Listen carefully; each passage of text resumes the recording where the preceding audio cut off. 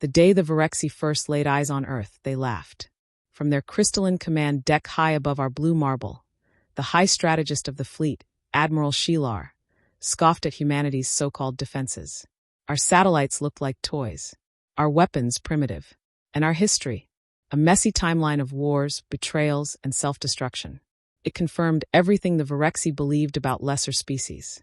They'll crumble before the first shockwave, Shelar had told his junior officers, his voice ringing with smug certainty. Primitive creatures, barely out of their mud pits. But what Shelar didn't understand, and what no alien species had ever truly grasped, was that humanity's strength was never in its machines. It wasn't in our missiles or ships. It was in something much harder to quantify, something dangerously unpredictable. It was in our defiance. Sergeant Mia Calhoun wiped sweat from her brow as she watched the skies light up. The air defense cannons along the Rockies had already been obliterated. Screaming arcs of plasma fire rained down on Colorado Springs, turning mountainsides into molten rivers.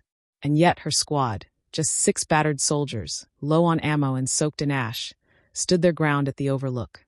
"We holding this ridge, Sarge?" Private Lou asked, nervously fingering his last frag grenade. Mia didn't blink. "Until they bury us in it." There was no retreat, no backup. The Virexi had jammed comms 2 days ago. Washington was silent, and the cities were burning. But Mia still had something the Virexi didn't calculate. 6 exhausted but stubborn humans who refused to roll over. Meanwhile, in orbit, Virexi Admiral Shelar watched in growing confusion. Their simulations had predicted Earth's surrender within 7 hours. It had been 12 hours of bizarre resistance. Entire civilian cities had armed themselves with homemade explosives. Farmers had turned their tractors into makeshift tanks. Children had hacked Virexi drones using outdated Earth code from YouTube tutorials. One elderly woman had even grounded a Virexi scout craft by crashing her pickup truck, loaded with propane tanks, into its underbelly. Shelar watched the footage 3 times. These primitives are not behaving according to pattern. His second-in-command, Viren, shifted uncomfortably. "Admiral, permission to activate Behavioral Analysis Unit 3? Shelar waved him off. "No. These creatures are anomalies, not a threat. Let the ground forces mop them up." But on Earth, the mopping was turning into a quagmire.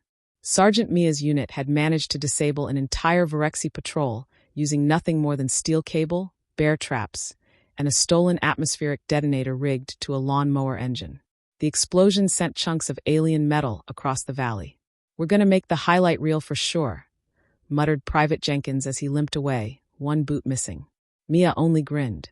"Yeah, let's make M think twice before coming back for Season 2. Up on the Virexi flagship, a growing stack of incident reports painted a picture that Shelar didn't want to accept. One battalion had been ambushed in a museum by reenactors in full Revolutionary War garb.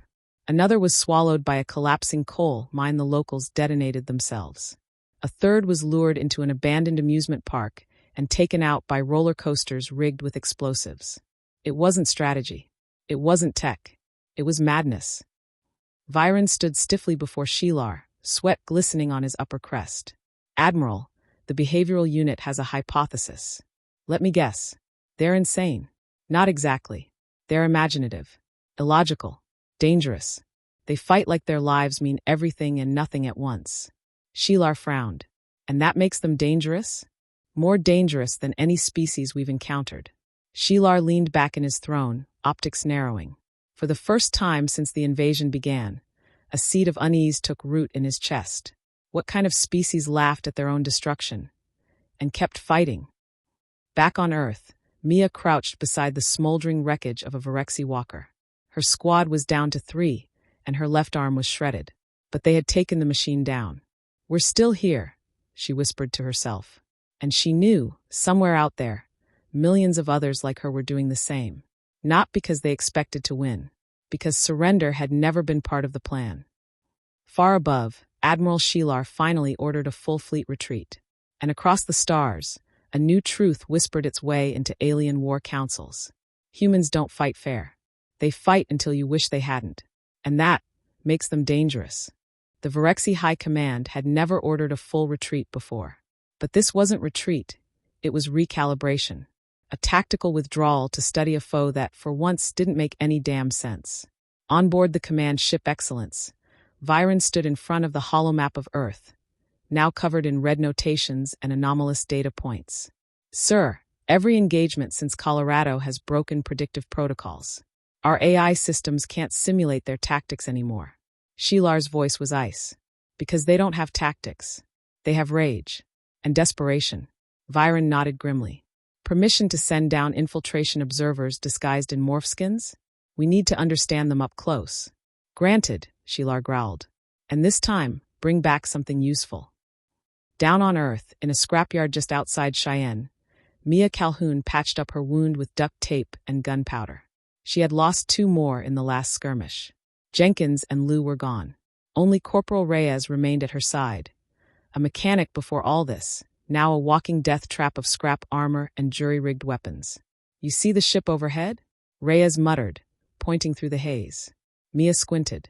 A sleek, silver shape was hovering above the old grain silo. Drop pod, she muttered. Scout class. Not automated. Reyes cocked his rifle. Think they're sending spies now. Think they're finally scared enough to learn. The Virexi observer team landed silently in the dead of night, their skin suits mimicking human civilians. One took the form of a teenage boy, another a middle-aged woman. The last appeared as a bearded man with kind eyes. They moved through the ruins of suburbia, gathering data. Human emotional response, improvised weaponry, even dietary patterns.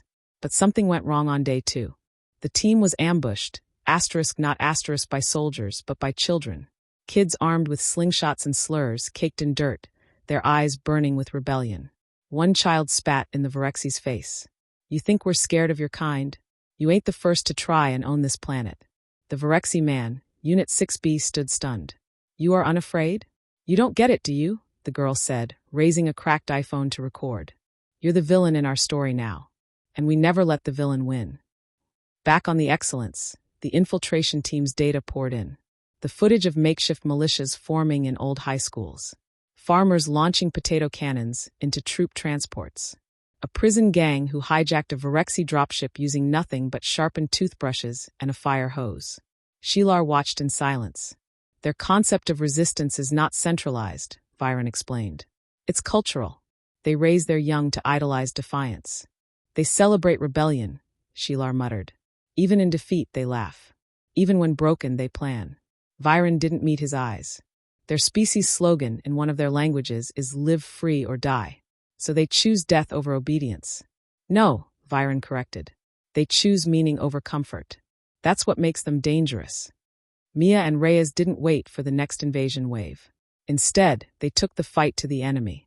Using salvaged parts and a working Virexicom relay, they reverse-engineered a signal to jam enemy drones.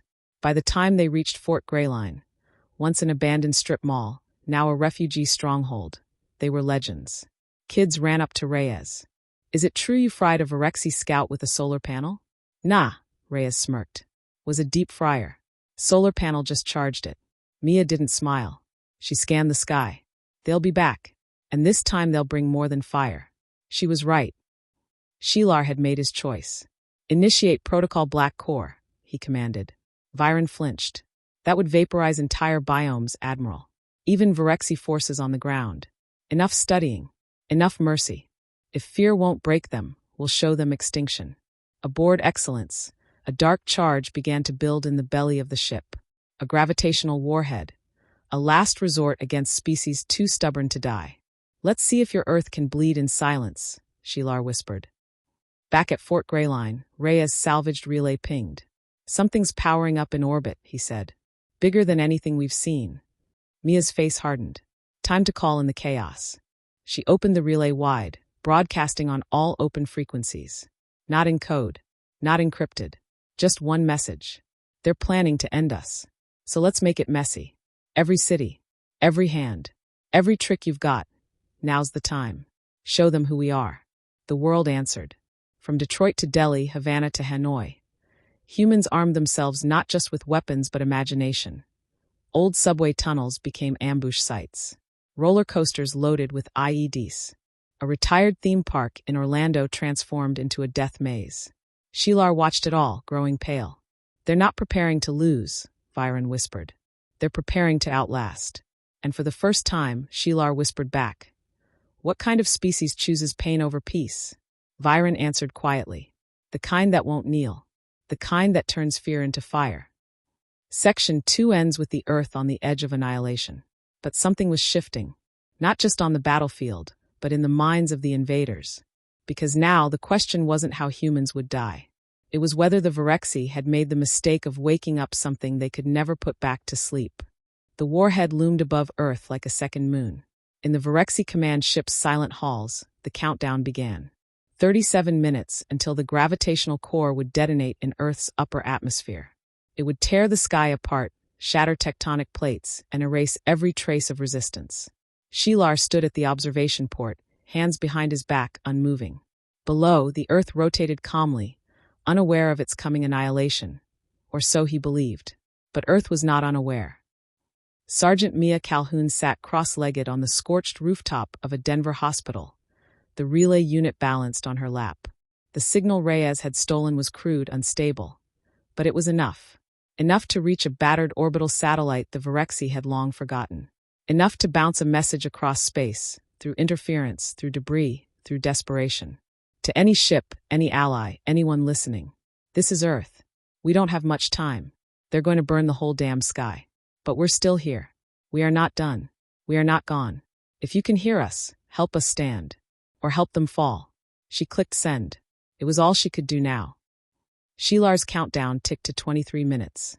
Aboard the Excellence, Viren was reviewing the global feedback loop. Human communications, video feeds, radar anomalies. And then he froze. Admiral, we're receiving inbound pings from the Omega Drift net. Shelar didn't move. Interference. No, sir. It's not interference. It's a signal, bouncing from the Terran moon base. From their obsolete relay system. They're asking for assistance. No species can help them. They're alone. Viren hesitated. No, sir. They're not. 12 minutes until detonation. The Virexi command ship's outer sensors lit up. Unregistered signatures emerged from the far side of Earth's orbit. First 1, then 5, then 20. Shelar blinked. Unknown vessels? Not unknown. Outdated, mismatched, repurposed, but human, Viren said slowly. Old mining rigs. Retired Mars haulers. Decommissioned lunar tugs. Shelar snarled. They're scrap. No, sir, Viren whispered. They're volunteers. The human fleet was a junkyard in motion. Ships cobbled together from steel and spirit. No shields. No cannons. But they came anyway. Propelled by spite, by grit, by the message Mia sent. A message no species had dared broadcast in defiance of the Virexi. And they weren't aiming to win. They were aiming to crash. Sergeant Mia stood atop the hospital now, watching streaks of fire tear across the daylight sky. One by one, the human ships hit the Excellence. One struck the comms array. Another plunged through its underbelly. A third detonated its engine core at the ship's ventral thrusters. And finally, a Martian recycling rig, barely held together by duct tape and willpower, smashed directly into the warhead core. The sky lit up, but not with fire. The core didn't detonate. It fractured, imploded, shuddered under unstable containment. The blast was rerouted through the ship itself, melting decks, frying systems, and rupturing the main gravity anchor. The Excellence spun out of control. Viren barely made it to an escape pod. Shelar did not. As the ship groaned and split, the Admiral remained at his post, staring down at Earth in silence. This wasn't supposed to happen, he whispered. And Earth whispered back, through fire, through wreckage, through the defiance of the broken and the brave. You made us dangerous. You just never thought we'd stay standing. Mia Calhoun survived the end of the Excellence. She stood at the ruins of Fort Greyline, Reyes beside her, eyes to the sky. Alien signals faded. Earth had held. Not by might, not by miracle, but by madness, by unity, by the unstoppable, unreasonable, impossible refusal to bow. In the centuries that followed, the Virexi spoke of Earth with reverence and fear. Not because of its weapons, not because of its armies, but because when given a choice between obedience and extinction, humans chose to laugh, load a shotgun, and take their enemies with them. The end.